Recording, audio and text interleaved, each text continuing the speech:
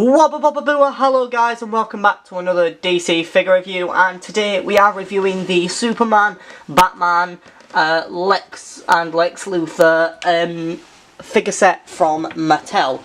So I'm just going to run over the packaging. You got the Batman vs Superman logo up there, you got exclusive Lex Luthor thing up there in like loads of different languages. You got the Superman, Batman, Lex Luthor, DC Comics logo. On the top it just says the name of the set, and you got the Batman vs Superman logo again. On the side you got a picture of Batman and a picture of Superman, and the Batman vs Superman logo. On the back you've got a picture from the rooftop of I think it's Gotham, where Batman and Superman fight, and obviously find Lex Luthor, which why this set's out anyway, because they don't even wear, Lex Luthor don't even wear that suit in the movie, so yeah. And on the top, yeah, and on the bottom is just more legal guff. So, let's actually open the set and look at the three figures. Okay, so here are the three figures out of the packaging. So, we're going to move Lex Luthor, we're going to move Batman aside, and we're going to look at Superman first. Okay, so let's look at Superman. So, the likeness to Henry Cavill is, well, there's a little bit, maybe the hair and the nose. That's probably about it. He does have sort of red eyes-ish, yeah, which you can just about see there.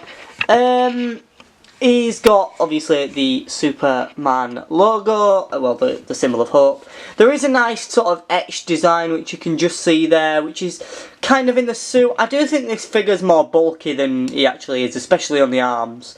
In the film, his arms do look a lot slimmer, I think. His butt, he has a nice shape to his butt, but it's a bit flat, let's be honest. Then, obviously, his legs are a bit chunky. It looks like he's eaten a lot, but Superman's supposed to be muscly, apparently, so. And the boots have the same sort of design as the suit, kind of making them all look the part, but I don't think this is the case in the movie. He has two holes with pegs at the bottom, not that it comes in one. The cape is made out of like a vinyl thing, the same material that Batman's wore.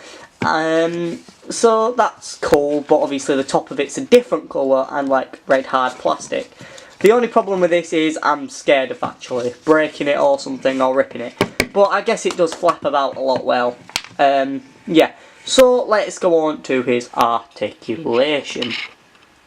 His head moves through left and right, but it don't move 360 unless you want to get rid of pain and etc, etc. His arms do 360 degrees at the shoulder, but they're not ball jointed. They then do 90 at the elbow, and that is it for his articulation on his upper body. His legs then move forward really badly. It doesn't move, well, it moves back slightly. It does 90 at the knee, and that is all the articulation that Superman has. Very limited articulation, not much detail. Now, yeah, so let's move on to Batman.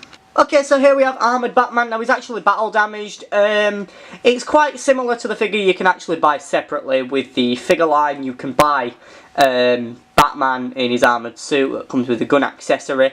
And he doesn't have the battle damage on his thing, but it's alright, I guess. So his head sculpt's very nice, and I do like the fact that he's got the bat cowl on, and obviously he's got the cape here. You can see his eyes. The resemblance to Ben Affleck's quite there, actually. It does look like Ben Affleck in the suit. Do you bleed? You will.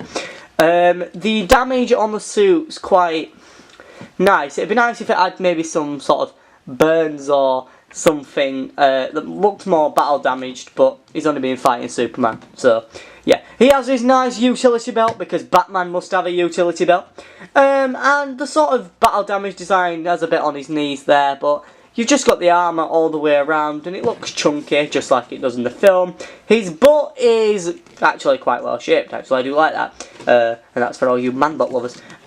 So his cape is the same material as Superman's. It's also the same vinyl cape as the other Batman action figure, which Amber's got, that I reviewed last year. So I do like this cape. I do like the idea of it being a vinyl cape, but I do like the cloth capes as well. I think they're very unique. But at least if this gets wet, it dries.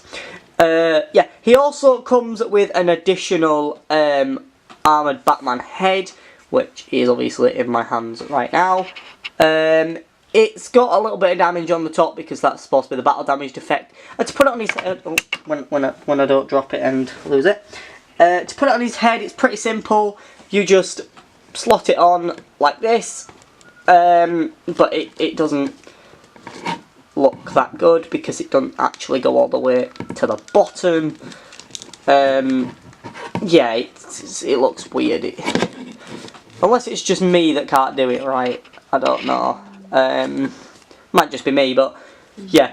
Anyway, let's go on to the articulation of this figure. It's also very hard to remove as well. Let's go on to the articulation. So, articulation wise, his head moves slightly, but obviously it's hindered by the armour. His arm does 360, but of course isn't ball jointed like Superman's. He has 90 degrees at the elbow, and he does actually do 360 at the wrist. For a change, his legs kick forward and back. He has 90 at the knee and no boot articulation.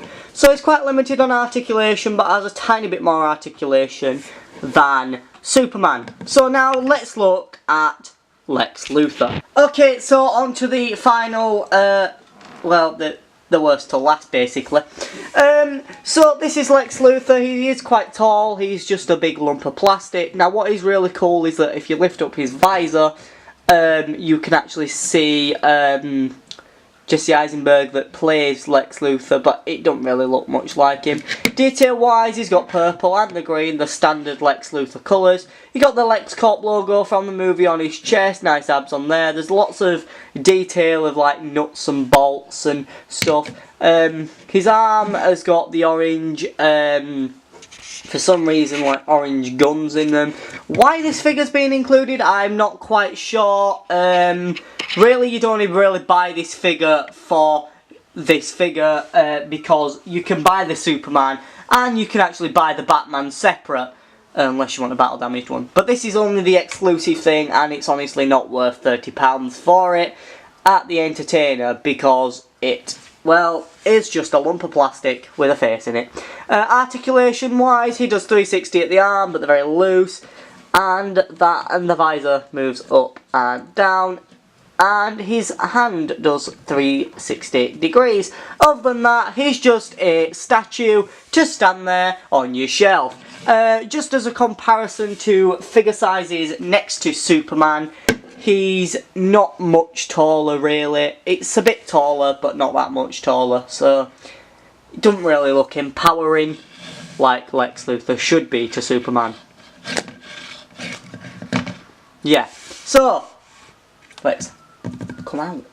So guys, that's it for this review. Please leave a like, a comment, and of course subscribe. This review was kind of long but kind of short. So thanks for watching. Like, comment and subscribe, and I'll see you next time. Next time I review something DC. Bye for now guys, goodbye.